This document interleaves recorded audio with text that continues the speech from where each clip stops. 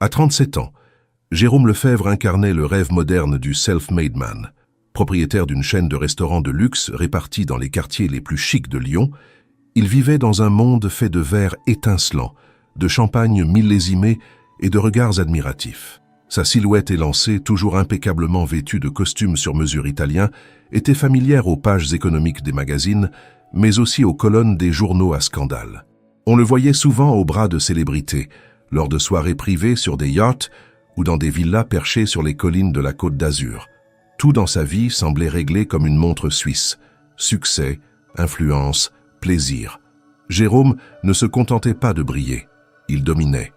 Charismatique, provocateur, parfois cruel dans ses plaisanteries, il aimait par-dessus tout impressionner. Ses amis, tous issus du même monde de privilèges, l'admiraient autant qu'ils le redoutaient. Ils formaient un cercle fermé, où les défis absurdes et les paris extravagants servaient à combler le vide d'une existence trop confortable. Parmi eux, perdre un pari pouvait signifier raser sa tête, acheter une œuvre d'art douteuse pour une somme indécente ou traverser la ville déguisé en animal exotique. Mais ce soir-là, dans le salon feutré d'un hôtel 5 étoiles où le champagne coulait sans fin, un pari nouveau plus absurde que tous les autres, allait naître. L'idée vint de Marc-Antoine, un héritier à l'humour décapant, légèrement éméché. « Jérôme, lança-t-il en s'affalant sur un canapé de velours bleu nuit, si tu perds ce coup-ci, tu devras épouser la première personne que tu croises dehors. » Les rires fusèrent. Pas la première belle inconnue dans un bar, non. La toute première personne, peu importe qui. Un silence intrigué suivit. Jérôme haussa un sourcil, amusé par la provocation. Il aimait ces moments où il devenait le centre d'attention. Il se redressa, sirota une gorgée de son whisky japonais, puis déclara d'un ton faussement solennel « Marché conclu. Mais sachez que je ne perds jamais. » La partie commença. Il s'agissait d'un simple jeu de cartes, modifié pour inclure quelques règles complexes issues d'une tradition qu'eux seuls comprenaient. Jérôme, sûr de lui, étalait ses cartes avec assurance. Les minutes passaient, les rires continuaient et l'alcool affaiblissait les calculs. Puis vint le coup fatal. Une main mal jouée, un bluff raté. Et soudain, le silence. Marc-Antoine tapa des mains en se levant. Hilar. Eh bien, il semblerait que M. Lefebvre doive aller chercher sa future épouse. On sortit les téléphones pour immortaliser l'instant. Jérôme, piqué dans son orgueil mais incapable de refuser devant l'Assemblée, lança un sourire de façade. « Allons-y. Cette nuit, le destin choisira ma femme. » Il était près de 3 heures du matin quand le groupe sortit dans les rues humides de Lyon, encore animé par les fêtards et les noctambules. Ils marchaient sans but, hilars, filmant chaque instant, criant des commentaires destinés à alimenter les stories de leurs réseaux sociaux. Jérôme, légèrement en retrait, gardait un masque d'assurance, mais l'idée de cette promesse commençait à le déranger. Et si? Au détour d'une ruelle du centre historique, alors qu'il riait en commentant un graffiti douteux, Jérôme s'arrêta. Sous la marquise d'un ancien cinéma fermé, une silhouette était recroquevillée. Une femme, seule, couchée sur du carton, emmitouflée dans un manteau usé. Ses cheveux emmêlés cachaient partiellement son visage, mais elle semblait jeune, peut-être la trentaine, immobile, invisible. Les amis de Jérôme s'approchèrent, amusés. « Alors, tu as dit la première personne. » Il hésita. Ce n'était plus un jeu. Une voix intérieure, pour une fois, semblait plus forte que son ego. Pourtant, les regards étaient braqués sur lui. Il sentit la pression du moment. Il s'accroupit lentement, pencha la tête et dit d'une voix douce, presque moqueuse, « Mademoiselle, accepteriez-vous de m'épouser ?» Silence. Quelques ricanements derrière lui. La femme ouvrit les yeux lentement. Son regard était clair, limpide. Elle le fixa sans ciller. Et elle dit calmement « Oui ». Ce mot tomba comme une pierre dans un lac paisible. Les rires cessèrent net. Jérôme se redressa, déstabilisé. Les téléphones capturaient déjà la scène, les commentaires fusaient. Certains pensaient à une blague, d'autres à une performance sociale. Mais elle, la femme au manteau troué, restait là, droite, silencieuse. Jérôme ne dit rien de plus. Il tendit la main. Elle la prit. Et ensemble, sous les néons fatigués d'un cinéma oublié, ils disparurent dans la nuit, laissant derrière eux des regards interloqués et des vidéos prêtes à faire le tour du monde. La pièce venait de se mettre en mouvement, et personne, pas même Jérôme Lefebvre, ne pouvait en deviner l'issue. Le lendemain matin, les réseaux sociaux s'étaient enflammés. Une vidéo de piètre qualité, filmée par un des amis de Jérôme, montrait l'homme d'affaires s'agenouiller devant une femme sans domicile fixe, puis lui tendre la main en prononçant une demande en mariage théâtral. Le visage de la femme n'était pas très net, mais sa réponse claire et sereine, ce simple oui inattendu, était parfaitement audible. Les commentaires pleuvaient. Certains y voyaient un coup de comédie cruelle, d'autres un geste de charité déguisé. Quelques-uns défendaient Jérôme, d'autres l'accusaient de mépris, de folie, d'humiliation publique. L'affaire, en quelques heures, était devenue virale. Les journaux du matin titraient déjà sur « le mariage le plus absurde de l'année ». Des talk-shows débattaient sur la moralité de ce pari. Des sociologues, des psychologues, des chroniqueurs mondains, tous donnaient leur avis. Jérôme Lefebvre, jusqu'alors maître de sa réputation et de son image publique, était devenu un personnage de farce nationale. Mais plus étrange encore que la réaction du public fut celle de Claire, la femme concernée. Après leur rencontre nocturne, elle n'avait pas cherché à fuir ni à remettre en cause l'échange surréaliste. Au contraire, elle avait accepté d'accompagner Jérôme et ses amis jusqu'à l'hôtel, sans poser de questions, sans exiger quoi que ce soit. Au petit matin, elle se tenait dans le hall de l'établissement, debout, droite, les cheveux attachés avec une pince trouvée dans sa poche, vêtue du même manteau usé. Les employés la regardaient avec gêne. Jérôme, lui, descendit de sa suite vers 10 heures, encore vêtu de son peignoir de soie. Il fut surpris de la trouver là, aussi calme, presque digne. Il s'approcha, s'attendant à devoir gérer une situation gênante, peut-être une demande d'argent ou une scène. « Tu es toujours là ?» demanda-t-il, légèrement ironique. Elle acquiesça sans le moindre sourire, sans plainte, sans émotion particulière. « Tu m'as demandé de t'épouser. Je suis venu. » Le sérieux de sa voix le troubla. Il fit signe à un serveur d'apporter un café pour elle, puis lui proposa de monter dans un salon privé à l'abri des regards. Là, face à elle, il se retrouva étrangement désarmé. Ce n'était plus un jeu. Et pourtant, quelque chose en lui refusait d'annuler l'affaire. Il sentait qu'abandonner maintenant serait perçu comme une fuite, comme une faiblesse. Il se persuadait que continuer cette mascarade prouverait son contrôle total sur la situation. Les jours suivants furent un mélange de chaos et d'organisation improvisée. Les avocats de Jérôme, après avoir repris leurs esprits, lui rappelèrent les conséquences légales d'un mariage. Ils lui demandèrent s'il était sûr de vouloir procéder. Jérôme, à leur grande surprise, confirma. Il engagea un notaire, un organisateur d'événements et un conseiller en images pour tenter de retourner la situation à son avantage. Il pensait « Si le monde veut une histoire, je vais lui en donner une ». Il espérait que transformer cet épisode en conte de fées médiatique pourrait calmer la tempête. Mais rien ne se passait comme prévu. Chaque apparition de Claire provoquait un tourbillon d'interrogations. Les journalistes creusaient. Les détectives amateurs sur Internet tentaient de percer son identité. Personne ne trouvait rien. Aucun document, aucun passé, aucune trace d'elle dans les fichiers publics. Elle semblait n'être qu'une ombre, un mystère vivant. Pendant ce temps, elle ne demandait rien. Elle acceptait les vêtements qu'on lui proposait, se laissait guider vers les rendez-vous nécessaires pour entamer les formalités. Elle ne s'émerveillait pas devant les bijoux qu'on lui montrait, ne posait aucune question sur les raisons du mariage, ne semblait pas chercher à séduire Jérôme ni à profiter de la situation.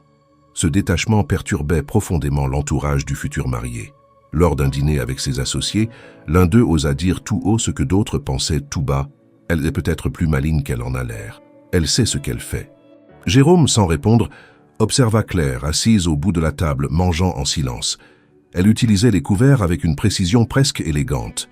Son regard ne croisait jamais celui des autres, mais elle paraissait parfaitement consciente de tout ce qui se disait autour d'elle. Ce comportement, loin de le rassurer, attisait la curiosité de Jérôme. Il se mit à observer ses moindres gestes. Il la vit corriger discrètement la grammaire d'un texte qu'un assistant lui avait donné, murmurer des vers de poésie en regardant par la fenêtre d'une voiture, reconnaître un morceau de Chopin joué dans un hall d'hôtel. Cette femme ne collait à aucun cliché de marginalité. Elle semblait éduquée, raffinée même, malgré ses vêtements usés, malgré les circonstances. Le soir, seul dans sa chambre, Jérôme se surprenait à repenser à elle. Pas comme à une conquête, ni comme à un problème à résoudre, mais comme à une énigme dont il aurait été le déclencheur involontaire. Son cercle d'amis, en revanche, commençait à se désolidariser. Certains refusaient de paraître à ses côtés en public.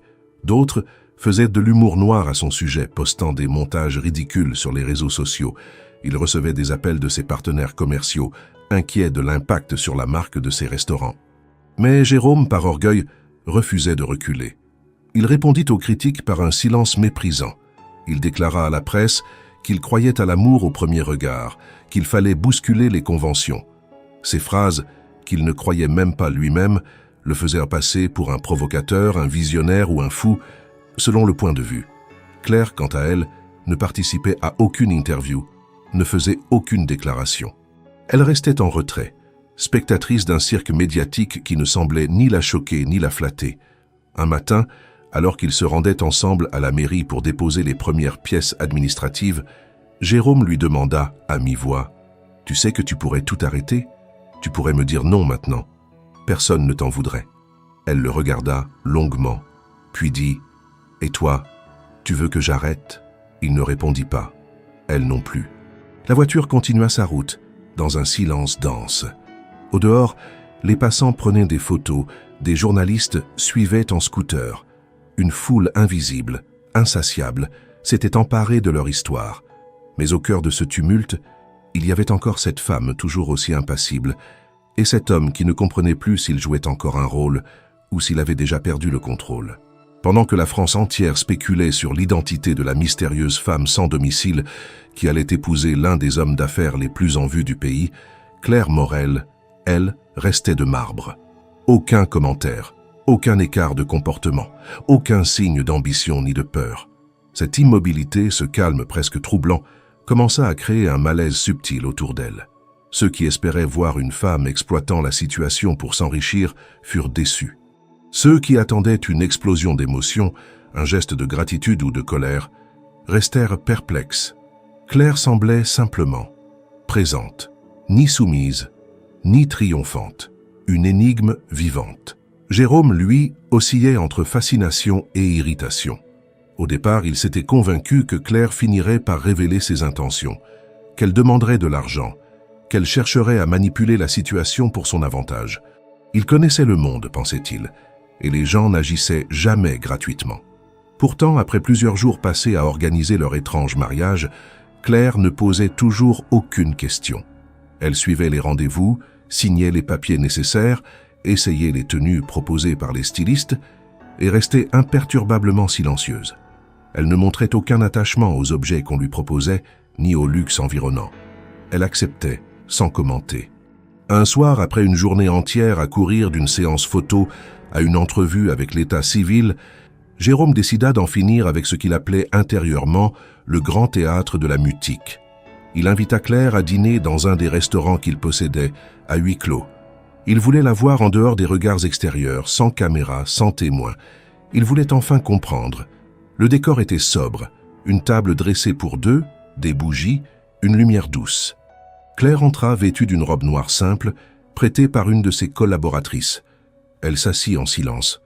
Jérôme s'installa face à elle, cherchant ses mots. « Tu sais que tout cela est absurde, non ?» Elle le regarda sans répondre. « Tu pourrais tout arrêter quand tu veux. Personne ne te retiendrait. Tu n'as rien à prouver. » Elle leva lentement son verre, but une gorgée d'eau, puis répondit « Et toi ?» Jérôme ne s'attendait pas à cette question. Il resta un instant immobile. Il voulait dire qu'il continuait pour l'image, pour le défi, pour le contrôle de la narration. Mais aucune de ces raisons ne lui paraissait convaincante face à elle.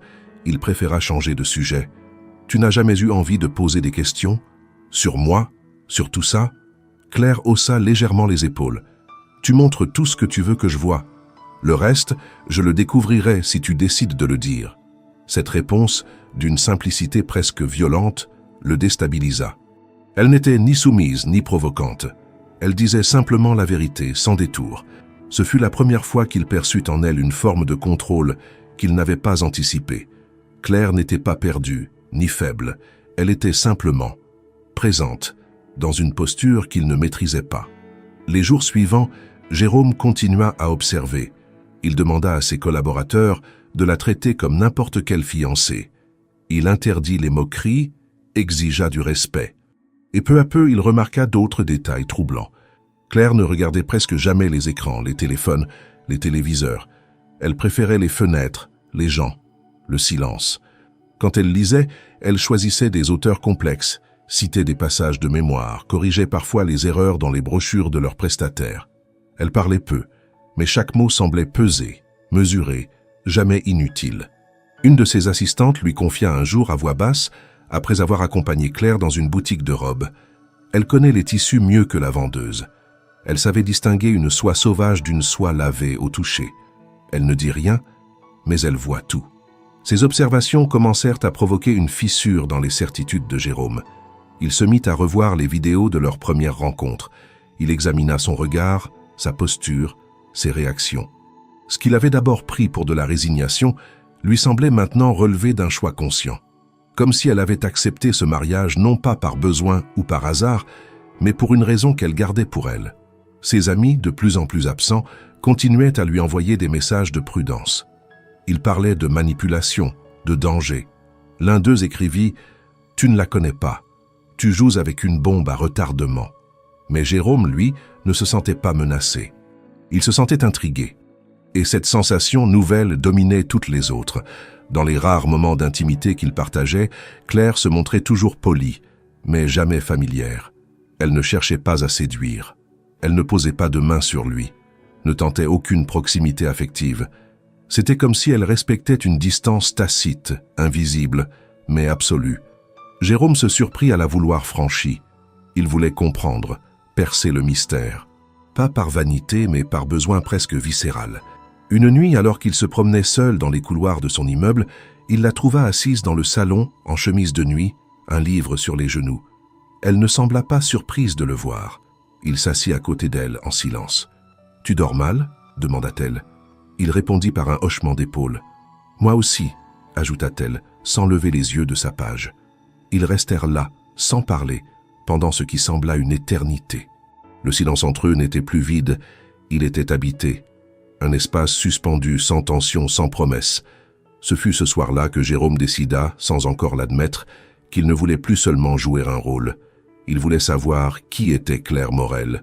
Pas la sans-abri, pas la femme du Paris, mais la personne réelle. Et il pressentait que pour cela, il allait devoir attendre qu'elle accepte de se révéler, à son rythme, selon ses règles. Le lendemain matin, Jérôme convoqua discrètement son chef de sécurité personnelle, un ancien officier méthodique et discret à qui il confia une mission précise, découvrir qui était réellement Claire Morel. Il ne cherchait pas une validation pour se rassurer ou des preuves d'une machination. Il avait besoin de comprendre, rationnellement, pourquoi cette femme sans domicile, surgie de nulle part, possédait une culture, une élégance et une présence qui contredisaient complètement l'image d'une vie dans la rue. C'était une démarche méthodique, sans affect. Il voulait des faits, des éléments vérifiables, quelque chose qui puisse confirmer ou infirmer les impressions qui s'étaient ancrées en lui. Il pensait qu'un simple rapport pourrait lui apporter des réponses concrètes, sans implication émotionnelle. L'homme de confiance contacta un détective privé spécialisé dans les enquêtes discrètes sur les individus sans antécédents classiques. Ce dernier, un certain Duroc, accepta le travail avec assurance. Il expliqua que la plupart des personnes sans domicile avaient un historique même fragmenté, des amendes, des hospitalisations, des enregistrements sociaux, des passages dans des foyers ou des signalements administratifs. Il suffisait d'un nom, d'un lieu de naissance, d'un numéro de sécurité sociale partiel pour commencer à reconstituer un profil.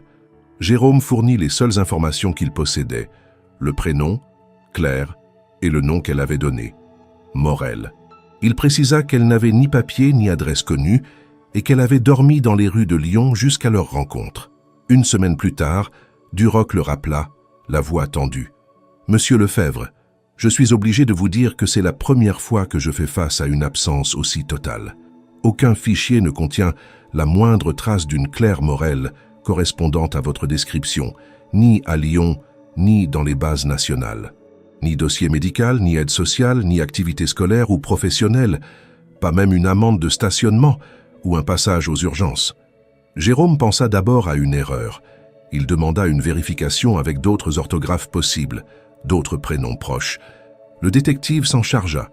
Il élargit même la recherche aux pseudonymes, aux casiers judiciaires, aux actes de naissance anciens. Rien. Pas de parents, pas de liens familiaux, aucune empreinte. La seule Claire Morel présente dans les fichiers de l'état civil était décédée depuis plus de 10 ans. Le reste du pays semblait vierge de toute trace de la femme qu'il avait en face de lui chaque jour. Il reçut le rapport imprimé une matinée de novembre dans une chemise cartonnée grise, avec une courte lettre d'excuses en première page. À l'intérieur des dizaines de pages vides de résultats, pleines d'interrogations et d'hypothèses infructueuses. Jérôme lut tout, ligne après ligne, espérant trouver un oubli, un indice négligé. Il ne trouva rien d'utile. Et pourtant, Claire était bien là. Elle existait, marchait, parlait, respirait. Comment pouvait-elle ne laisser aucune trace, dans un monde où tout était enregistré, archivé, catégorisé? Cette absence absolue ne calma pas ses doutes. Elle les fit exploser.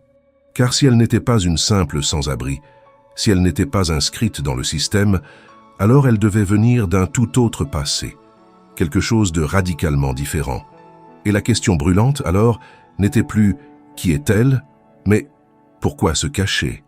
Jérôme tenta de l'aborder frontalement. Un soir, alors qu'ils étaient seuls dans un des appartements qu'il utilisait parfois pour fuir les paparazzis, il lui tendit le rapport, sans mots. Claire le prit, le feuilleta en silence, puis le posa sur la table basse. « Tu me fais surveiller ?» demanda-t-elle sans colère, sans surprise. Il répondit simplement « Je voulais comprendre. » Elle resta immobile, les yeux fixés sur le dossier. « Et maintenant que tu sais que je ne suis personne, tu veux quoi ?» Cette question résonna comme un coup de marteau. Jérôme aurait pu répliquer, poser 1000 autres questions. Mais à cet instant, il comprit que toute tentative de confrontation directe serait vaine. Claire ne cachait pas un passé honteux, elle le protégeait. Et s'il voulait en savoir plus, il lui faudrait gagner sa confiance autrement. Dans les jours qui suivirent, il changea d'attitude. Il arrêta les questions. Il cessa de l'interroger du regard à chaque mot, à chaque silence. Il continua les préparatifs du mariage, comme si rien n'avait changé. Mais en lui, quelque chose avait basculé. Il ne s'agissait plus d'un jeu. Il ne voulait plus seulement savoir qui elle était. Il voulait comprendre pourquoi elle avait accepté, pourquoi elle restait, et ce que cela révélait de lui-même. Claire, de son côté, ne fit aucun commentaire sur l'enquête. Elle ne montra ni rancune ni méfiance nouvelle. Elle continua à participer au rendez-vous, à ajuster les détails logistiques du mariage avec la même attitude réservée. Pourtant, quelque chose dans sa posture s'était durci. Jérôme le sentit, sans pouvoir le formuler. Elle n'était pas fâchée. Elle était simplement plus distante, comme si elle avait reculé d'un pas invisible. Un matin, lors d'un essayage de robe dans un grand atelier de couture du centre-ville, une styliste fit un commentaire innocent. « Votre port de tête est digne d'une femme élevée dans un pensionnat aristocratique. » Claire ne répondit rien, mais Jérôme, assis à l'écart, observa le léger raidissement de sa nuque, l'infime contraction de sa mâchoire. C'était la première fois qu'un mot, aristocratique, semblait provoquer en elle une réaction physique. Ce détail, aussi subtil soit-il, confirma ce qu'il soupçonnait depuis quelques jours. Claire n'avait pas toujours vécu dans la rue, et si elle avait fui toute identité officielle, ce n'était pas par accident. Mais pourquoi ce silence? Pourquoi cette disparition volontaire du système, cette volonté d'effacer toute trace d'elle-même?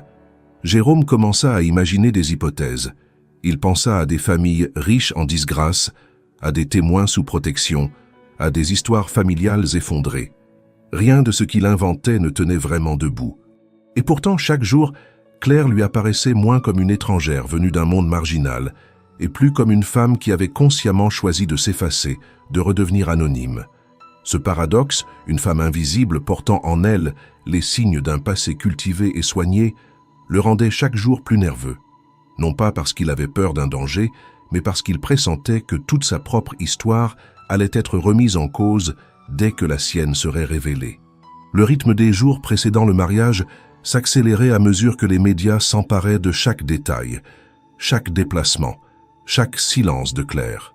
Les journalistes campaient devant les hôtels, les studios de création, les lieux de rendez-vous administratifs, alimentant les débats télévisés avec les mêmes images en boucle. Les plateaux de télévision opposaient les commentateurs. Certains dénonçaient une manipulation grotesque, d'autres défendaient l'acte comme une performance sociale ou même un témoignage d'amour inattendu. Claire, pourtant, restait sourde à tout ce vacarme. Son silence était désormais devenu sa signature. Et malgré les efforts d'agents de communication, d'avocats, de conseillers d'image, rien ne semblait pouvoir la faire sortir de sa réserve. Ce silence, d'une consistance presque physique, avait fini par imposer une nouvelle dynamique dans la relation entre Jérôme et Claire. Il n'était plus seulement une forme d'absence, il était devenu une sorte de frontière entre eux, une ligne qu'il n'arrivait ni à franchir ni à contourner. Mais au lieu de le lasser, cette distance attisait sa curiosité. Chaque petit indice devenait un fragment à décrypter, chaque regard fuyant, chaque mot prononcé avec parcimonie était analysé comme un code. Un après-midi froid et lumineux, alors que Claire essayait une robe dans un salon privé mis à disposition par un créateur parisien, Jérôme, resté dans une pièce attenante, fouillait machinalement une veste que Claire avait laissée sur une chaise. Ce n'était pas une intrusion préméditée, mais plutôt un geste absent, presque distrait. Il s'attendait à trouver des mouchoirs, peut-être une photo, quelque chose de banal. Mais au fond d'une poche intérieure, pliée avec soin, se trouvait une enveloppe ancienne, de celles que l'on utilisait encore pour les correspondances personnelles, jaunies par le temps. Il hésita, puis, lentement, la sortit et l'ouvrit. La lettre était courte. L'écriture, fine et légèrement inclinée, dénotait une main éduquée, entraînée, presque calligraphique. Elle n'était pas adressée à Claire explicitement, mais le ton en était intime. Le message disait « Tu as choisi le silence, je le respecte. Mais n'oublie jamais qui tu étais avant. Ce que tu as vécu, personne ne pourra l'effacer, même si tu refuses de le nommer. Tu portes une mémoire qu'ils ne pourront jamais voler. Sois prudente. Ils ne doivent pas savoir que tu es encore en vie. Élise. » Jérôme relut ces lignes plusieurs fois. Aucun nom de famille, aucun lieu, aucune date. Juste ce prénom. Élise. Et cette phrase étrange, presque menaçante dans sa dernière formulation. Ils ne doivent pas savoir que tu es encore en vie.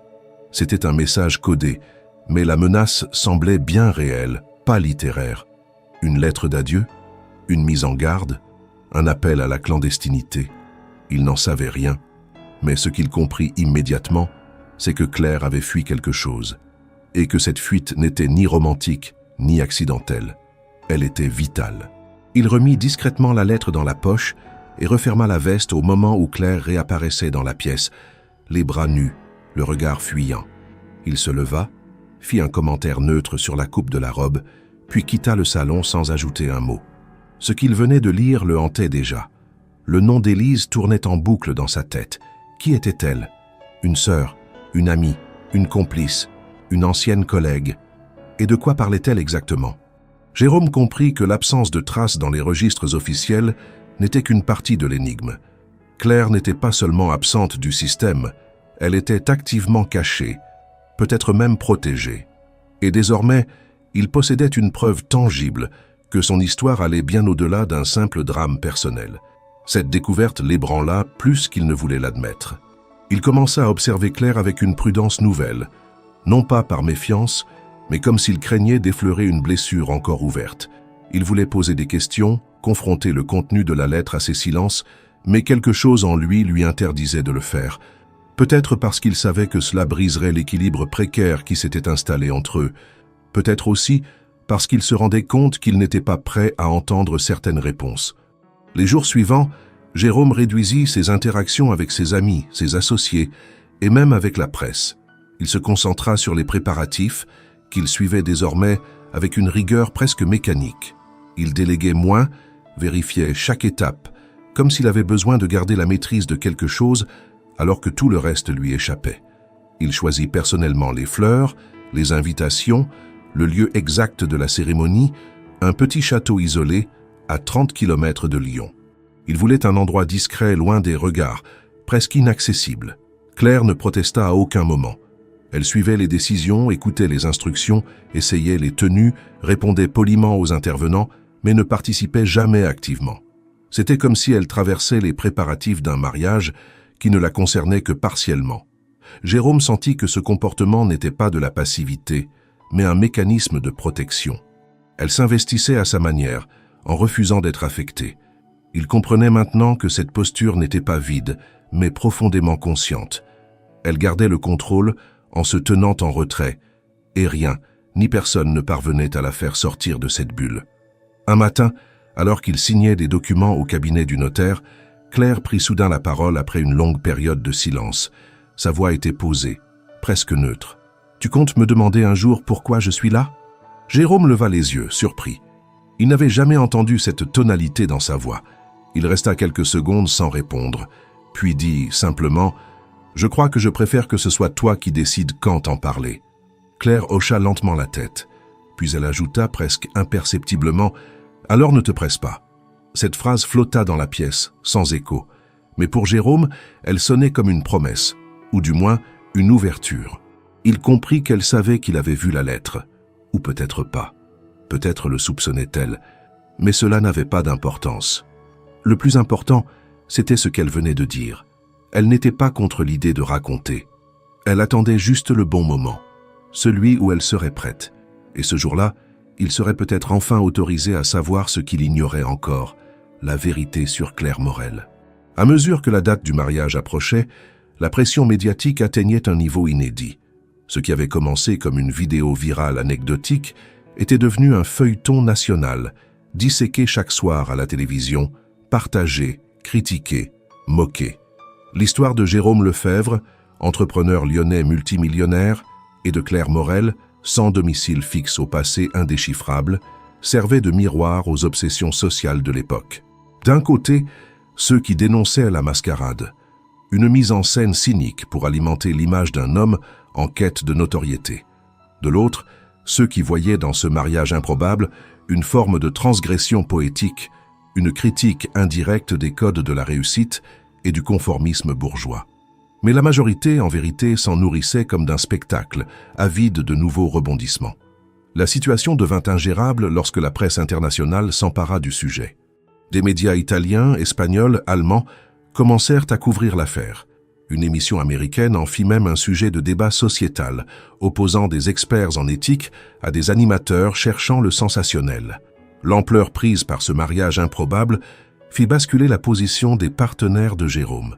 Certains investisseurs, jusqu'alors discrets, commencèrent à exprimer leur mécontentement. Des marques associées à ces établissements de restauration de luxe menacèrent de suspendre leurs contrats.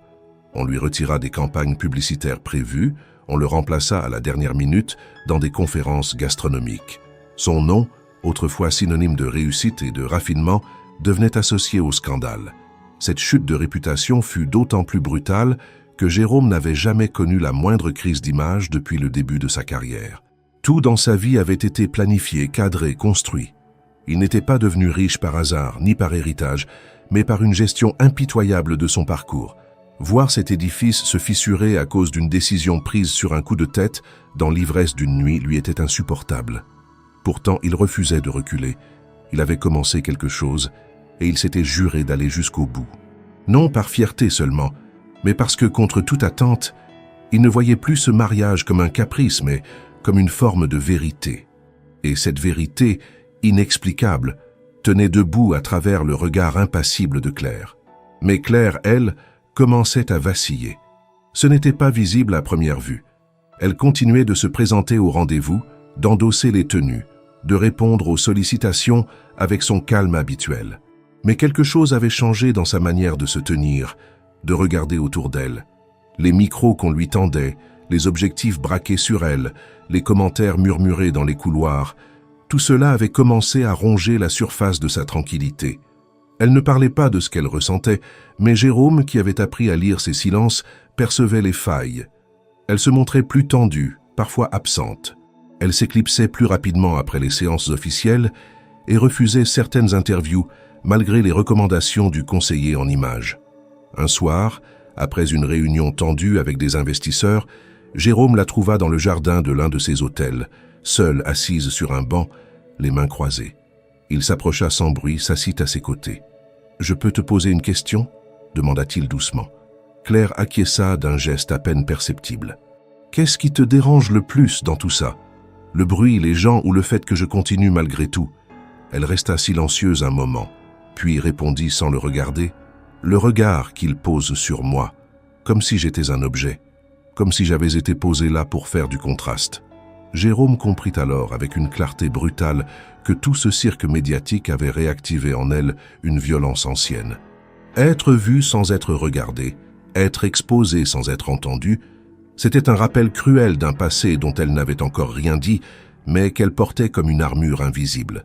Il voulut s'excuser, lui dire qu'il n'avait pas mesuré les conséquences, mais elle le coupa. « Tu n'as rien fait de mal, Jérôme, tu m'as laissé choisir, je suis venu. Je reste. Mais ça ne veut pas dire que c'est facile. » Cette lucidité, cette acceptation sans plainte ni mélodrame le frappa de plein fouet. Il sentit que tout ce qu'il croyait savoir des rapports humains, de la domination sociale, du pouvoir de l'argent, était en train de se dissoudre face à elle. Claire n'était pas une victime. Elle était en résistance. Une résistance silencieuse, ferme, qui ne demandait ni compassion ni reconnaissance. Le lendemain, Jérôme convoqua son équipe et leur annonça qu'il annulait toute forme de communication publique autour du mariage. Plus d'interviews, plus de photos, plus de déclarations. Il engagea un avocat pour gérer les intrusions médiatiques et demanda que tout soit déplacé dans un lieu encore plus isolé. Certains y virent une tentative de contrôle, d'autres une manœuvre de fuite. Mais lui savait que ce n'était ni l'un ni l'autre.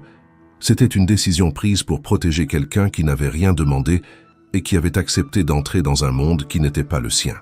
Dans les jours suivants, les tabloïds redoublèrent de virulence. Des titres criards dénonçaient une manigance, des secrets, un scandale à venir. On spéculait sur l'origine de Claire, sur son passé, sur sa vraie identité. On prétendait qu'elle avait été repérée dans un ancien hôpital psychiatrique, dans un pensionnat fermé après un scandale, dans une affaire de fraude. Aucun élément concret ne venait étayer ces rumeurs, mais elles circulaient, se transformaient, nourrissaient l'imaginaire collectif. Claire, pourtant, tenait bon. Même si elle parlait peu, même si elle s'effaçait dès que possible, elle ne reculait pas. Elle avançait vers ce mariage avec la même régularité calme que depuis le début. Et cette constance dans un contexte de pression extrême commença à faire naître autre chose dans le regard de Jérôme. Une forme d'admiration silencieuse. Ce n'était plus de la curiosité ni de l'attirance. C'était un respect nouveau, profond, presque douloureux. Il comprenait enfin que ce mariage, aussi improbable soit-il, ne concernait plus seulement les apparences ou le défi initial. Il était devenu une sorte de point de bascule, un acte de résistance pour elle, une épreuve de vérité pour lui. Et tous les deux, sans encore se l'avouer, étaient en train de se transformer au milieu d'un chaos qu'ils n'avaient ni prévu ni souhaité. Les jours suivant la décision de Jérôme de couper tout contact avec la presse furent à la fois plus calmes à l'extérieur et plus denses à l'intérieur.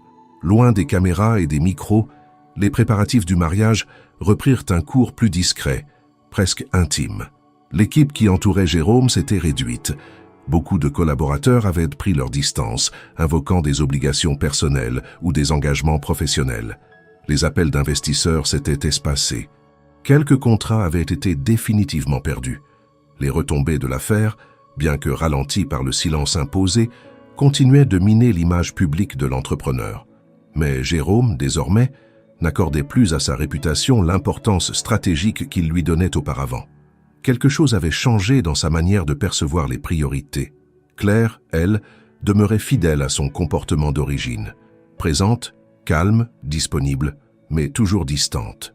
Elle participait aux étapes essentielles, signait les papiers nécessaires, ajustait les décisions pratiques sans jamais s'impliquer émotionnellement. Jérôme aurait pu croire qu'elle se contentait de suivre le mouvement. Mais il commençait à comprendre que cette posture cachait un choix délibéré, celui de ne rien céder. Elle n'allait ni protester, ni fuir, ni s'attacher trop vite. Elle restait là, mais en gardant son centre de gravité hors d'atteinte. Et pourtant, au cœur de ce silence maîtrisé, un moment inattendu allait fissurer cette façade. Tout commença par une banale promenade. Jérôme avait proposé, un dimanche matin, de quitter la ville pour quelques heures. Il avait loué une voiture, sans chauffeur, et proposé à Claire une escapade à la campagne.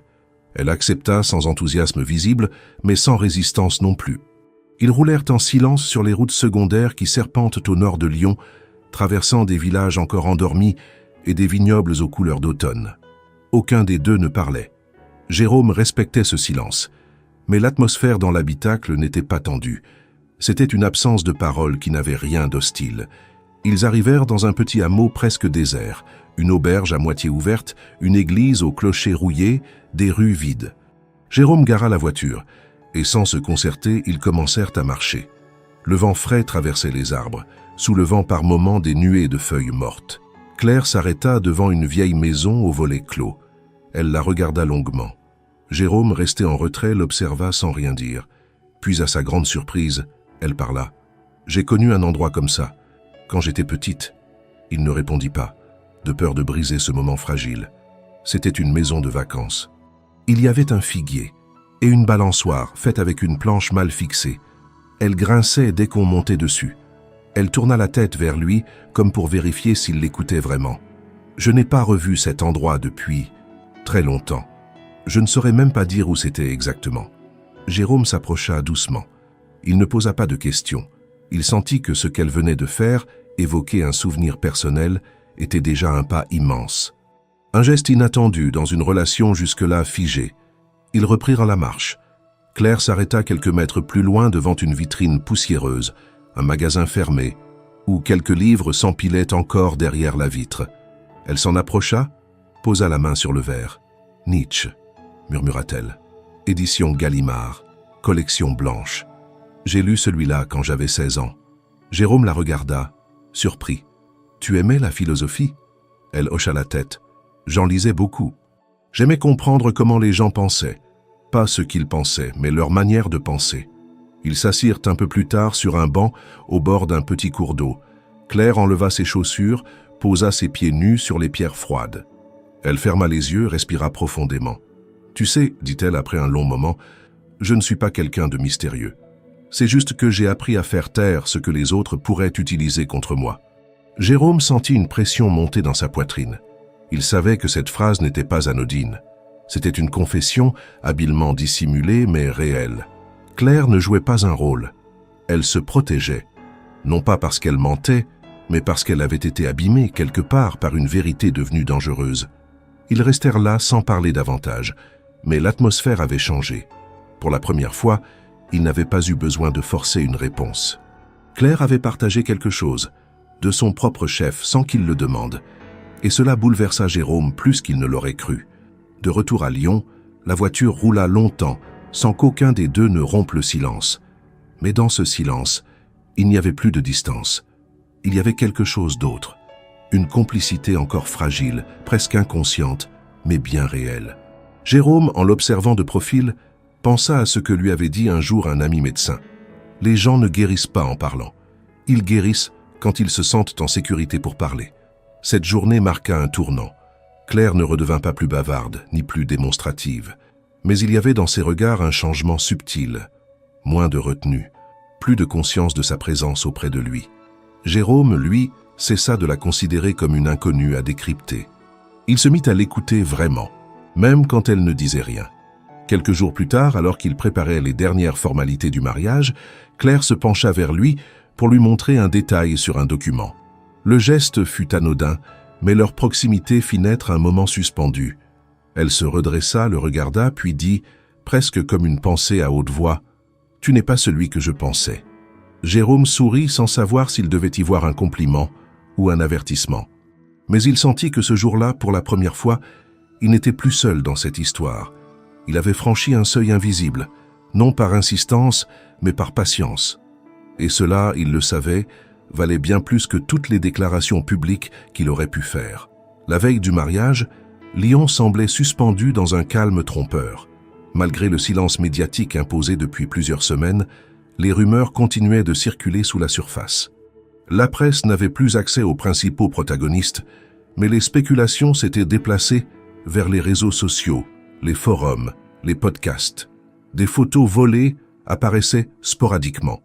Claire sortant d'un bâtiment administratif, Jérôme traversant un hall d'hôtel, un traiteur reconnu entrant dans le château où devait avoir lieu la cérémonie.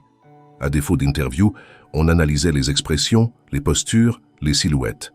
Une industrie du commentaire s'était bâtie sur une histoire dont personne ne connaissait les fondements réels.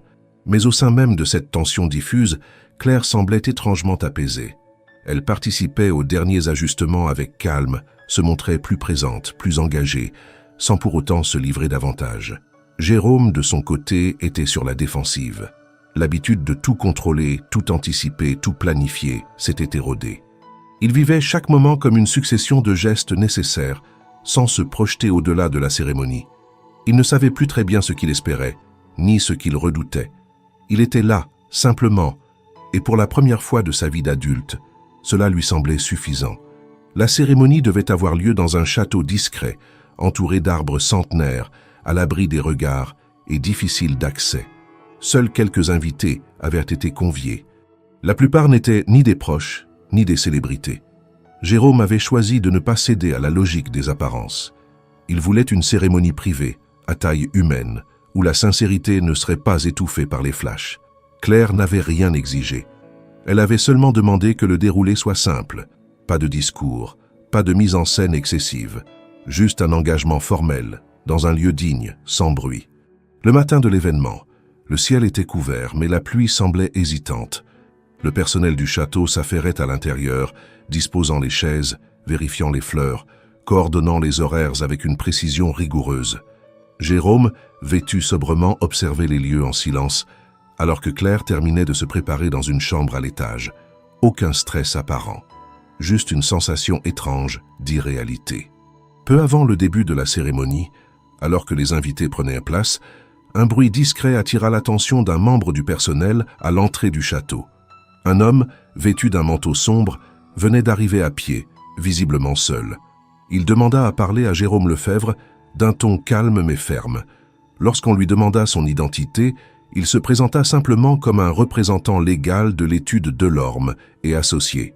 Le nom, à lui seul, suffit à figer l'atmosphère. Le message fut transmis à Jérôme, qui descendit immédiatement dans le hall d'entrée. Il reconnut l'homme, un avocat d'âge moyen dont le visage ne lui disait rien, mais dont l'attitude indiquait qu'il n'était pas venu pour plaisanter. L'homme tendit une enveloppe épaisse, cachetée, portant son nom.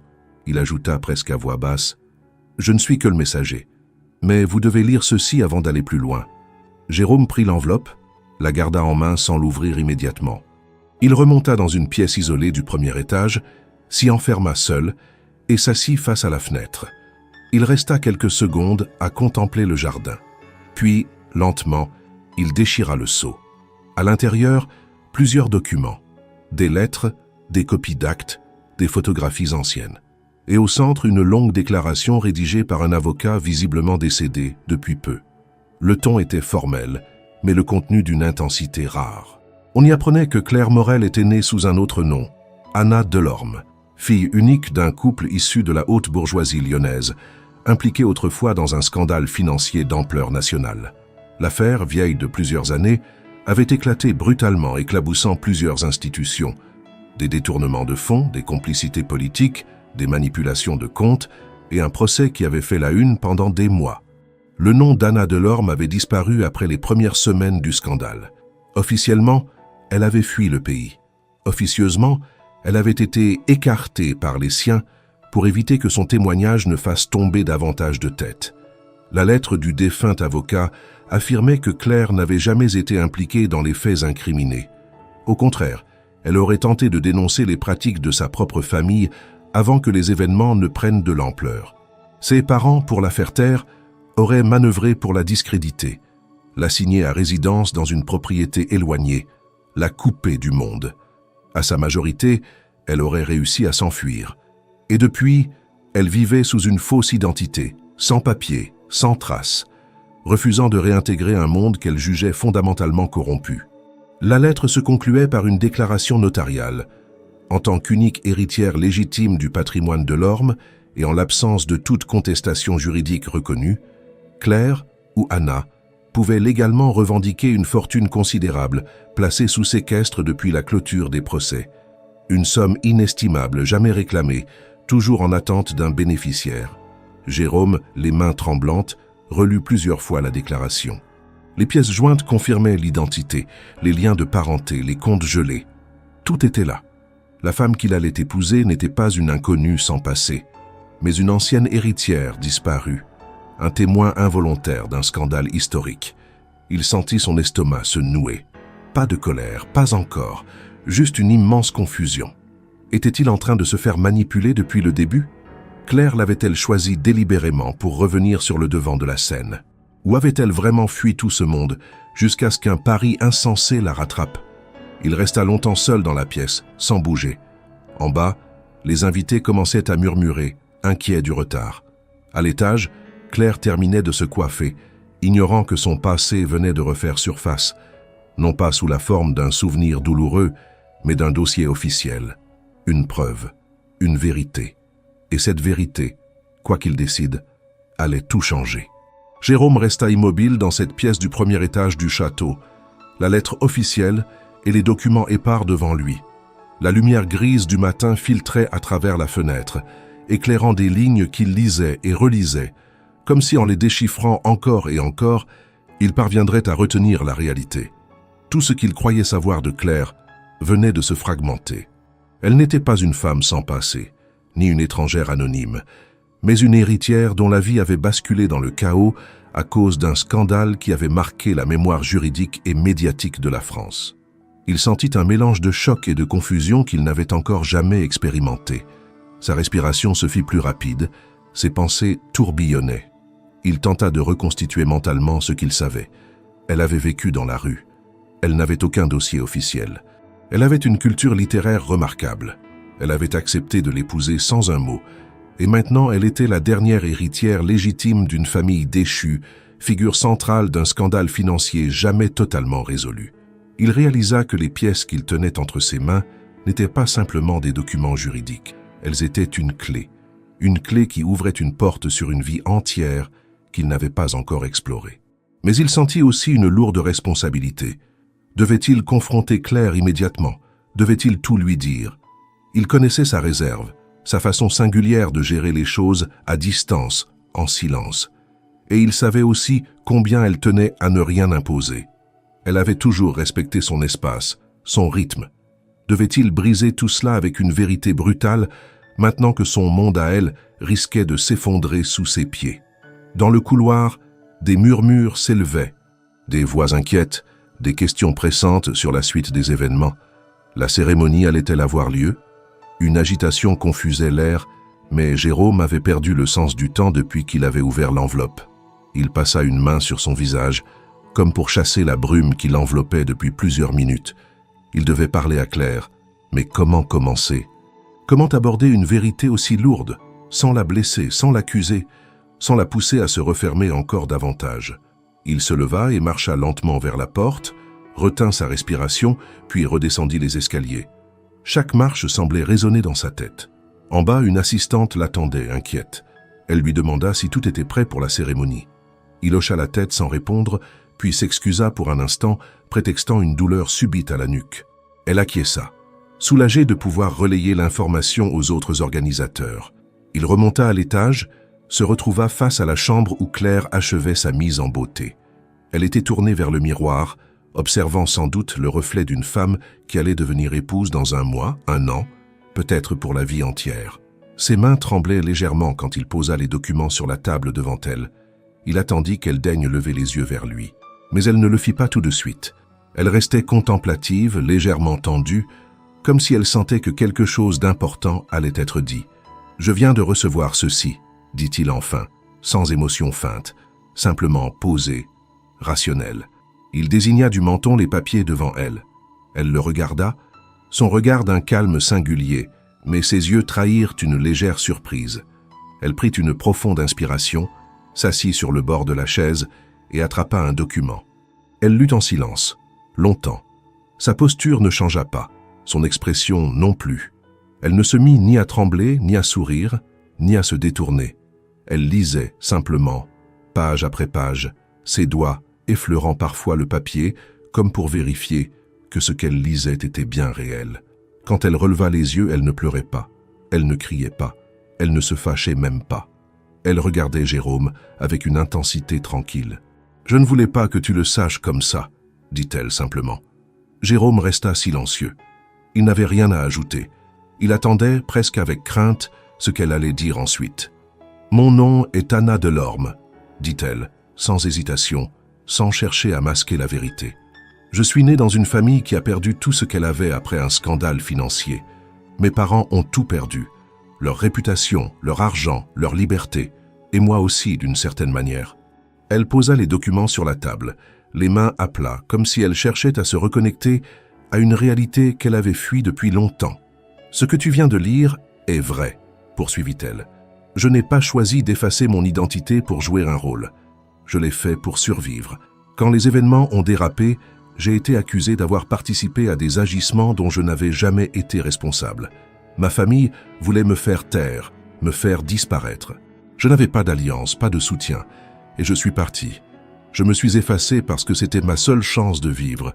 Je ne voulais plus être utilisé comme un pion. » Elle détourna les yeux un instant, puis les reposa sur lui. « Je ne cherchais rien. Pas la fortune, pas la vengeance, pas la reconnaissance, juste la paix. » Jérôme sentit une étrange vibration dans son cœur. Il comprit que ses propres jugements, ses propres impressions, ses propres attentes avaient été façonnés par une vision incomplète. Il n'avait jamais envisagé la possibilité que Claire ou Anna ait conduit une vie antérieure, aussi difficile soit-elle, qui l'avait mené à renoncer à toute identité. Il réalisa que toute la relation qu'ils avaient construite, ce silence, cette distance, avait été autant de mécanismes d'autoprotection de sa part que d'énigmes pour lui. « Pourquoi maintenant ?» demanda-t-il presque sans voix. « Pourquoi n'en avoir rien dit ?» Elle ferma les yeux un instant, puis répondit d'une voix calme, presque fragile, « Parce que je ne voulais pas être définie par mon passé. Je voulais que notre histoire commence vraiment là où elle avait commencé, pas là où on m'avait placé malgré moi. Je voulais être Claire, pas Anna. Mais maintenant que tu sais, tu dois décider ce que tu veux faire de cette vérité. Je ne te demanderai rien. C'est à toi de choisir. » Il sentit la gravité de ces mots, leur portée. Elle ne demandait pas d'être aimée à cause de sa vérité. Elle demandait seulement d'être acceptée, sans condition. Et dans un monde prêt à juger, à condamner, à exploiter, elle faisait le choix le plus difficile qui soit, affronter la vérité. Jérôme comprit qu'il ne pouvait plus reculer. Pas maintenant. Pas après tout ce qu'ils avaient vécu ensemble. Et il sut que ce moment, ce silence partagé après sa propre révélation, allait définir ce qu'ils seraient l'un pour l'autre dans les jours, les mois et les années à venir. Il n'y avait plus de paris, plus de masques, plus de jeux. Il n'y avait plus que deux personnes, face à face, avec une vérité enfin révélée. La salle était silencieuse. En contrebas du château, les invités, informés d'un retard technique, attendaient encore, assis dans les rangées parfaitement alignées sur le sol en pierre, entourés de compositions florales sobres. Le ciel était resté couvert, mais la pluie ne venait pas. Il y avait dans l'air une tension feutrée, celle qui précède les décisions lourdes, les engagements irréversibles. Au premier étage, Claire venait de tout révéler. Anna Delorme n'était plus un secret. Jérôme avait entendu, accepté, digéré sans dramatiser. Il était resté là, devant elle, sans colère, sans jugement, écoutant les mots qu'elle n'avait jamais osé prononcer à voix haute depuis des années. Maintenant, l'un comme l'autre savait que toute la suite de leur histoire dépendrait de ce qu'ils feraient de cette vérité. Il n'y avait plus de mise en scène, plus de fausse neutralité. Tout, désormais, était concret. Jérôme redescendit, donna instruction à l'équipe de commencer. Aucun mot sur ce qui s'était passé. Il ne modifia rien à l'organisation. Il ne parla ni à son avocat, ni au maître de cérémonie. Il ne chercha pas à prévenir les invités. Il avait fait un choix, et ce choix était d'aller au bout de ce mariage, sans changer de cap. Pas par orgueil, pas par provocation, mais parce qu'il sentait que ce qui allait se passer maintenant ne regardait que lui et elle. Le monde pouvait bien continuer à interpréter, à critiquer, à chercher des motifs cachés. Lui savait ce qu'il faisait, et pourquoi. Claire descendit quelques minutes après lui. La robe qu'elle portait n'avait rien de spectaculaire. C'était un modèle simple, sans perles, sans traîne interminable, sans voile. Un tissu fluide, beige clair, rehaussé d'un liseré discret à la taille. Ses cheveux étaient relevés en un chignon sans ornement. Aucun bijou, aucun maquillage voyant. Mais son allure, sa posture, sa manière de marcher, avaient une sobriété élégante que nul luxe n'aurait pu égaler. Lorsqu'elle apparut sur le seuil de la salle, les conversations s'interrompirent. Les regards se tournèrent vers elle avec un mélange de surprise, de respect et de curiosité. Mais elle ne chercha aucun contact visuel. Elle avança calmement, guidée par une hôtesse, et prit place à côté de Jérôme devant l'officiant. La cérémonie était civile, brève, sans discours fleuri. L'officier d'état civil, prévenu du caractère confidentiel de l'événement, lut les articles du Code civil d'une voix neutre. Il invita les futurs époux à se prononcer. Jérôme parla le premier. Sa voix était posée, sans emphase.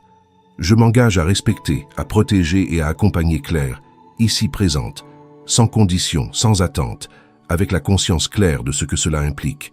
Je ne fais pas ce choix pour paraître, pour convaincre ou pour apaiser. Je le fais parce que je le veux. Claire tourna légèrement la tête vers lui, pour la première fois.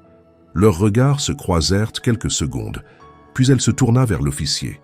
J'accepte de m'unir à Jérôme, non pour ce qu'il représente, mais pour ce qu'il m'a permis de redevenir. Je ne cherche pas à appartenir à quelqu'un, mais je reconnais en lui un partenaire possible, un miroir fiable, une présence honnête. Cela me suffit. L'échange d'alliances se fit dans un silence solennel. Puis vint l'instant où l'acte fut signé. L'assistante de l'officier demanda à Claire si elle souhaitait conserver son nom de naissance ou prendre celui de son époux. Elle marqua une pause. Jérôme l'observait, immobile. « Claire Morel », répondit-elle. « C'est le nom que j'ai choisi et je le garde. » Il hocha la tête. Aucun trouble. C'était attendu, presque nécessaire. Le choix de garder ce nom n'était pas une rupture. C'était un rappel de liberté.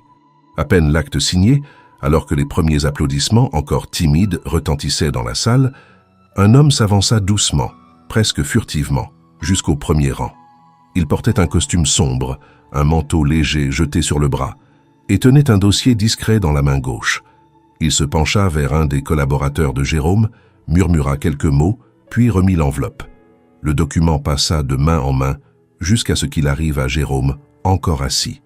Il regarda l'enveloppe, la reconnaissant immédiatement. Elle portait un cachet officiel, celui du cabinet d'avocats mentionné dans les documents précédents. Il sentit son cœur se resserrer. Ce n'était pas la première fois qu'on lui remettait quelque chose en plein événement, mais jamais cela n'avait eu autant de poids. Il ne l'ouvrit pas sur le champ.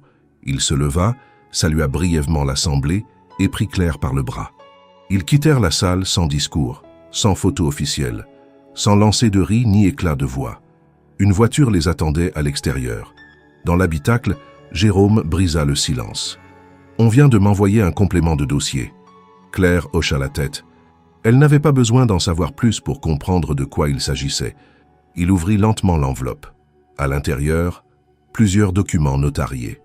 Une déclaration formelle du cabinet d'avocats Delorme, rédigée par un ancien associé du père de Claire.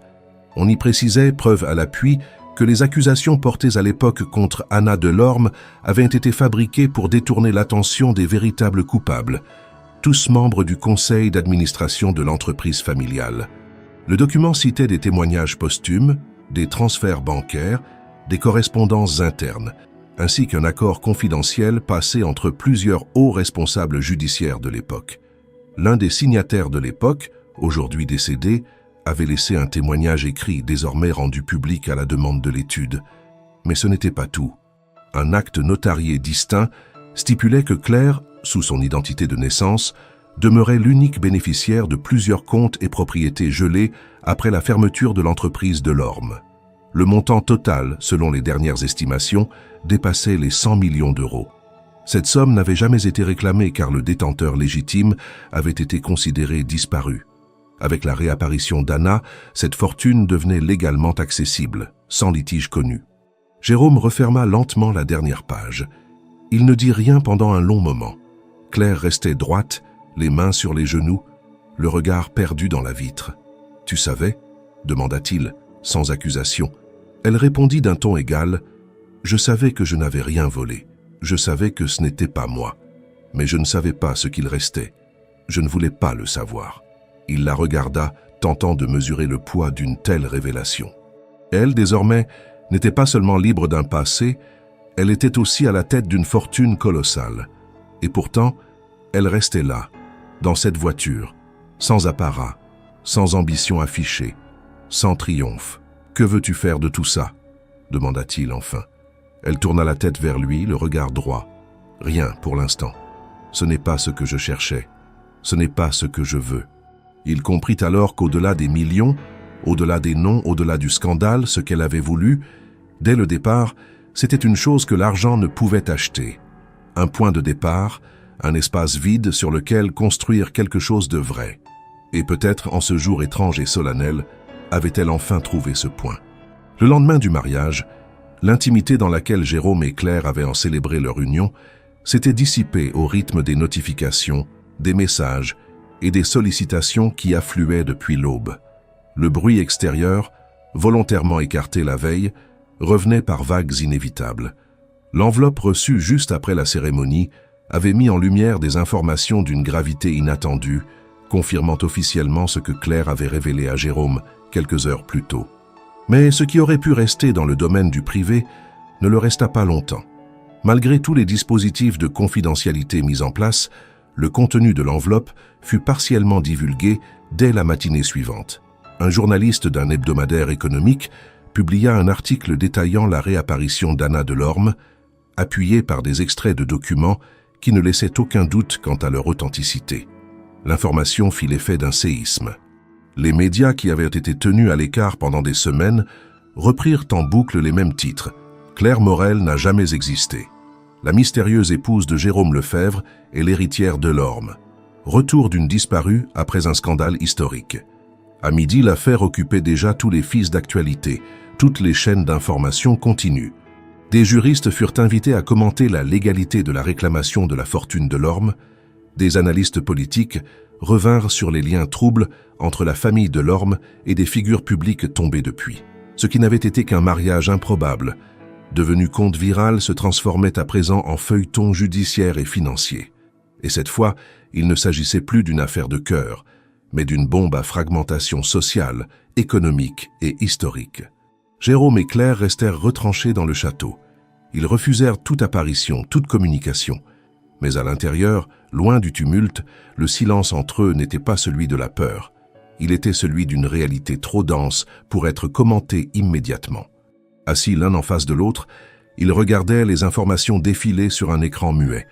Les visages familiers des présentateurs s'agitaient en silence, les images de Claire figée dans sa robe sobre, marchant vers l'hôtel, capturée par un drone inattendu au-dessus du domaine. « Tu ne peux plus te cacher maintenant », dit Jérôme sans agressivité. Claire ferma les yeux un instant, puis les rouvrit, fixant un point vide sur le mur. « Je n'ai jamais voulu me cacher éternellement. Je voulais juste un moment où tout s'arrêterait, où je pourrais être quelqu'un d'autre, ne serait-ce qu'un instant. » Il la regarda, cherchant dans son visage les signes d'un désarroi, d'un remords, d'une peur, mais elle restait droite, solide, comme si ce qu'elle vivait maintenant était la suite logique d'un long chemin de fuite, et non une surprise. La journée continua à s'emballer. En milieu d'après-midi, l'un des anciens avocats du cabinet Delorme accorda une interview exclusive, confirmant les faits exposés dans les documents envoyés la veille. Il ajouta que Claire, ou plutôt Anna, avait été déclarée absente volontaire, mais jamais recherchée officiellement, car sa famille avait volontairement évité de lancer des démarches pour la retrouver. Selon ses mots, elle était un embarras stratégique. Sa disparition arrangeait tout le monde. Cette phrase fut reprise dans tous les médias, et avec elle, le regard que l'opinion portait sur Claire changea radicalement. Ce n'était plus une marginale mariée sur un coup de folie, mais une survivante. Une victime de manœuvres familiales opaques, d'un système judiciaire complice, d'un monde dont elle s'était volontairement exclue pour ne pas être broyée. Des tribunes commencèrent à circuler, des personnalités publiques prirent position. Certains demandèrent l'ouverture d'une enquête. D'autres saluèrent son courage. Des femmes politiques parlèrent d'elle comme d'un symbole de résistance. Claire, elle, ne disait toujours rien. Assise dans le salon du château, elle écoutait les portes claquer, les téléphones vibrer, les gardes du corps filtrer les tentatives d'intrusion. Et elle gardait le même calme que depuis le début. Ce soir-là, Jérôme s'approcha d'elle alors qu'elle relisait pour la 4e fois la lettre de l'avocat disparu. Il s'assit à côté d'elle, pas trop près. Il n'avait plus besoin de s'imposer. Il attendait qu'elle parle. « Tu sais ce que je trouve le plus ironique dans tout ça ?» dit-elle enfin. « C'est que personne ne s'est jamais demandé pourquoi une héritière comme moi préférerait dormir sous des cartons, mendier un café plutôt que réclamer ce qui lui revenait. » Jérôme hocha lentement la tête. « Je me suis posé la question, » répondit-il, mais je n'étais pas prêt à entendre la réponse. Elle le regarda, un long moment. « Maintenant, tu l'es ?» Il répondit par un regard franc, sans détour. Elle se leva, fit quelques pas vers la fenêtre, puis revint vers lui. « Quand j'étais enfermé dans la maison de campagne qu'il m'avait attribuée après le procès, j'étais traité comme un fantôme. Pas de téléphone, pas de visite, juste une femme payée pour me surveiller. Mon père m'avait dit que c'était mieux ainsi, que j'avais failli détruire la famille. Ce jour-là, j'ai décidé que je n'avais plus besoin de leur nom, ni de leur fortune, juste de silence. Elle s'arrêta comme pour évaluer le poids de ses mots, puis ajouta « Quand j'ai accepté de t'épouser, cette nuit-là, ce n'était pas par jeu. C'était parce que je me suis dit « Peut-être que si je recommence quelque chose d'absurde, je pourrais vivre autrement. » Jérôme baissa les yeux, touché. Ce qu'il entendait n'était pas une justification. C'était une vérité nue. Claire n'avait jamais joué. Elle avait agi par instinct de survie puis par besoin de sens. Le lendemain matin, les avocats leur annoncèrent que plusieurs héritiers lointains de la famille Delorme tentaient déjà de contester la validité des documents. Une procédure juridique allait s'ouvrir, mais ils avaient peu de chances de gagner. Claire avait désormais tous les droits. L'argent, les propriétés, les titres. Tout était à sa disposition. Et pourtant, face à cet empire retrouvé, elle resta fidèle à sa première déclaration. « Je ne veux pas de tout ça pour moi. Je veux que ça serve. Je n'ai pas fui pour mieux posséder. J'ai fui pour vivre. Maintenant que je suis revenu, je veux que ce retour signifie quelque chose. » Et Jérôme, en l'écoutant, comprit que la plus grande richesse de Claire n'avait jamais été celle des comptes en banque. C'était sa capacité à tenir debout dans la tempête, sans jamais devenir ce que l'on avait voulu qu'elle soit. Dans les jours qui suivirent, le château devint un centre de gravité silencieux pour une histoire que tout le pays observait. Malgré les gardes postés à l'entrée, les journalistes, les curieux et les enquêteurs d'opinion campaient dans les environs, dressant des tentes, installant des drones, envoyant des messages à répétition pour obtenir une réaction. Mais à l'intérieur, Claire et Jérôme maintenaient une ligne de conduite simple, ne rien commenter.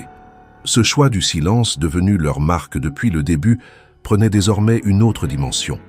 Il ne s'agissait plus d'une posture, mais d'une manière de se protéger. Pas contre la presse, mais contre le vertige de tout ce qui se révélait, se bousculait, se redéfinissait.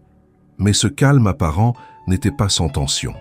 La nuit tombée, dans les salons assombris, entre les couloirs vides et les pièces fermées, Claire et Jérôme finirent par s'affronter. Pas par colère, par nécessité. Tout commença par une phrase, prononcée par Jérôme au détour d'un dîner improvisé où les deux avaient à peine échangé depuis le matin. « Je ne suis pas sûr de savoir qui je suis maintenant. » Claire, qui mangeait lentement une assiette de légumes rôtis, releva les yeux sans précipitation. « Tu croyais savoir avant ?» demanda-t-elle. Il posa sa fourchette, fixa son assiette, puis répondit « Je croyais que je contrôlais, que mon image, mon travail, ma réputation, tout cela formait un tout cohérent. Puis tu es arrivé. Tu as tout renversé, pas en me trahissant, en me forçant à regarder ce que j'avais évité. » Elle attendit quelques secondes avant de parler. « Et que vois-tu maintenant ?» demanda-t-elle sans défi. Il se pencha en avant, les mains jointes. « Je vois un homme qui croyait être libre parce qu'il possédait, et qui comprend qu'il ne l'était pas. Je vivais dans une cage dorée que j'avais moi-même construite. Tu m'as montré ce que c'est que le vide, pas le vide destructeur, le vide de ce qui n'est pas défini à l'avance. Et j'ai eu peur. Je crois que j'ai encore peur. » Claire ne répondit pas immédiatement. Elle termina son verre d'eau, puis se leva, alla vers la fenêtre. « Moi, j'ai appris à vivre avec la peur. Elle ne disparaît jamais. On apprend juste à marcher avec elle. » Il se leva à son tour, s'approcha d'elle, sans la toucher. « Tu veux vraiment tourner la page avec tout ça? La fortune, le nom, le poids de l'héritage? Tu pourrais tout reprendre.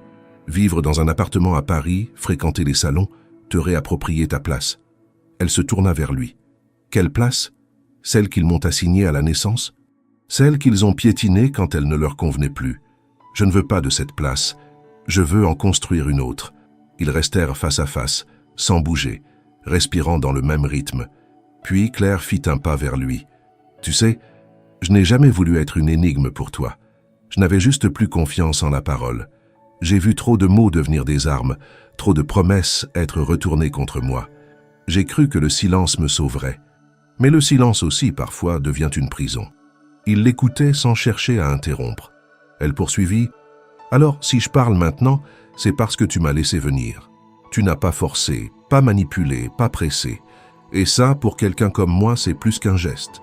C'est une libération. » Jérôme sentit une tension qu'il portait depuis des semaines se relâcher. Pas par soulagement, mais parce qu'il comprenait qu'il n'avait jamais été dans une simple aventure humaine ou sentimentale. Il avait été témoin d'une reconstruction. Et maintenant, Ils devaient choisir s'ils voulaient en faire partie. Le lendemain matin, ils s'assirent autour d'un petit déjeuner simple, sans formalité. Pain grillé, confiture maison, café.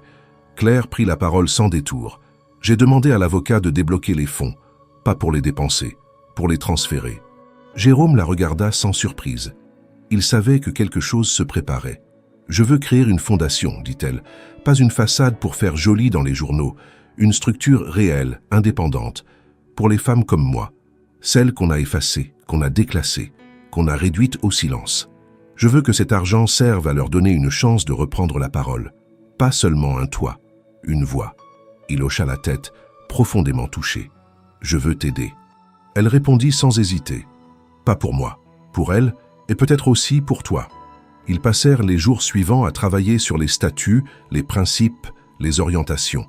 Jérôme appela quelques anciens partenaires de confiance, des personnes discrètes, compétentes, qui acceptèrent de s'engager dans le projet.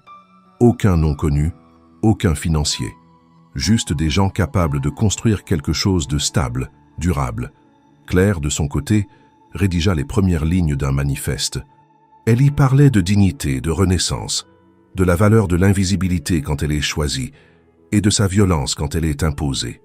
Un soir, alors qu'ils relisaient ensemble les documents à envoyer au notaire, Jérôme s'arrêta, leva les yeux vers elle. « Tu as changé ma vie, pas comme un ouragan, comme un paysage qu'on découvre après une longue nuit. » Claire sourit, pour la première fois sans retenue. « Et toi, tu m'as rappelé que la confiance n'est pas un pari.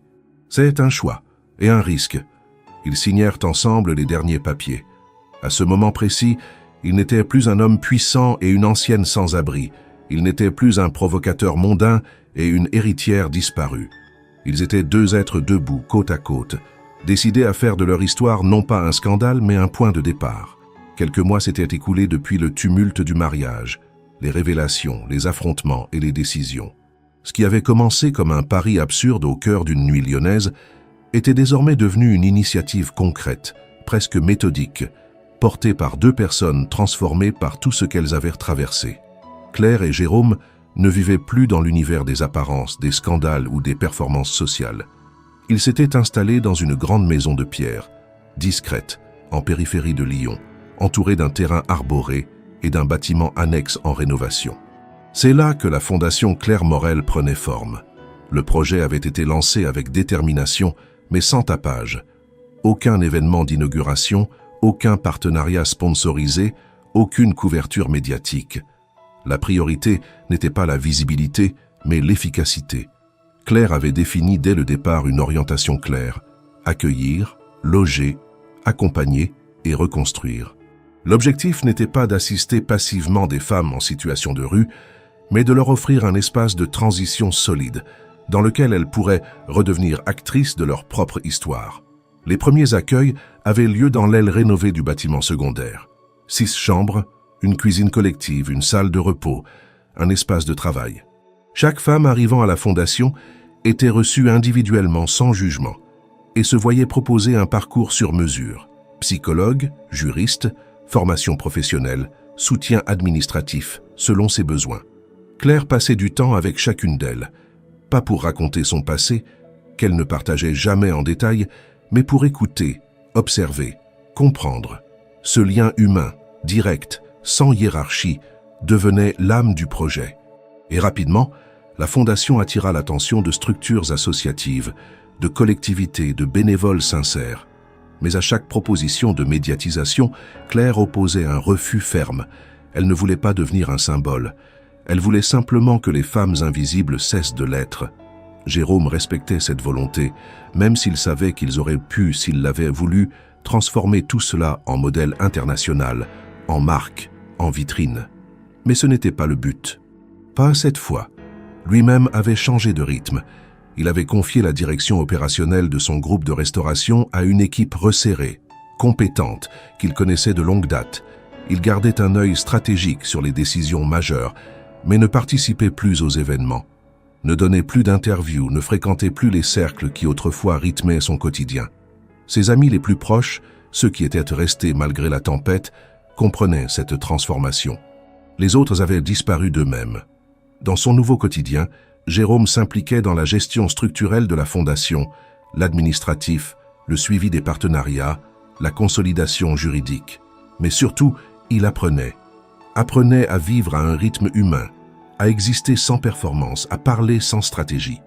Avec Claire, ils échangeaient longuement, souvent tard le soir, sur ce qu'ils observaient, sur les trajectoires brisées qu'ils accompagnaient, sur la manière d'aider sans envahir. Ils découvraient une autre forme d'intelligence, celle qui ne se mesure ni en diplôme ni en réseau, mais en écoute, en patience, en présence. Un jour, alors qu'ils marchaient ensemble le long du Rhône, Claire s'arrêta, regarda l'eau couler, puis dit « Tu sais, je ne suis pas une histoire à raconter. Je suis une histoire à finir. » Il resta silencieux, puis répondit « Non, tu es une histoire à continuer. » Ce dialogue, bref, simple, résumait ce qu'ils étaient devenus. Deux personnes qui avaient cessé d'être définies par le regard des autres et qui s'autorisaient à écrire la suite selon leurs propres termes. Les femmes hébergées par la Fondation, au fil des semaines, commençaient elles aussi à changer. Certaines trouvaient un emploi, d'autres reprenaient contact avec des proches. Quelques-unes s'engageaient à leur tour dans l'aide à celles qui arrivaient. Le lieu devenait plus qu'un abri. Il devenait un passage, pas une destination finale, mais un point de relance. Et c'est exactement ce que Claire avait voulu.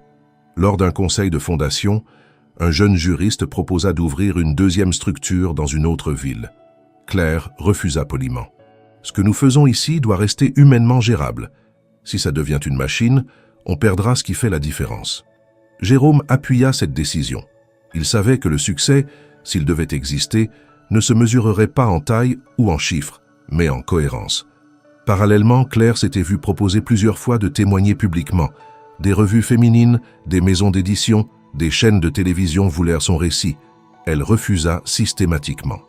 Ce n'était pas un refus de mémoire, c'était un choix de continuité. Elle ne voulait pas capitaliser sur sa douleur passée. Elle voulait transformer cette douleur en structure pour les autres. Un soir, au retour d'une réunion, elle trouva une enveloppe sur son bureau. Elle l'ouvrit. À l'intérieur, une photo d'elle, jeune, souriante, dans une robe de soirée, tenant un violon. Derrière, une note manuscrite. « Je suis désolée. Ils nous ont tous trahis. Élise. » Elle ne dit rien à Jérôme ce soir-là. Elle rangea la photo dans une boîte, puis alla s'asseoir près de lui sur le canapé. Ils restèrent là, en silence, à regarder les flammes danser dans la cheminée. Elle savait qu'une partie d'elle ne guérirait jamais complètement. Mais elle savait aussi qu'elle n'était plus seule. Quelques semaines plus tard, une première cérémonie fut organisée dans le jardin de la Fondation. Pas pour inaugurer, mais pour honorer. Chaque femme qui avait terminé son parcours laissait un mot, une image, une empreinte. Pas pour être applaudie, pour exister, au moins une fois, sans condition. Jérôme prit la parole brièvement. Ce lieu existe parce que quelqu'un a décidé qu'il n'était plus question de se cacher. Parce que quelqu'un a eu le courage de dire « Je ne veux pas disparaître, je veux transformer ». Claire ne parla pas ce jour-là. Elle regarda les femmes présentes, une à une.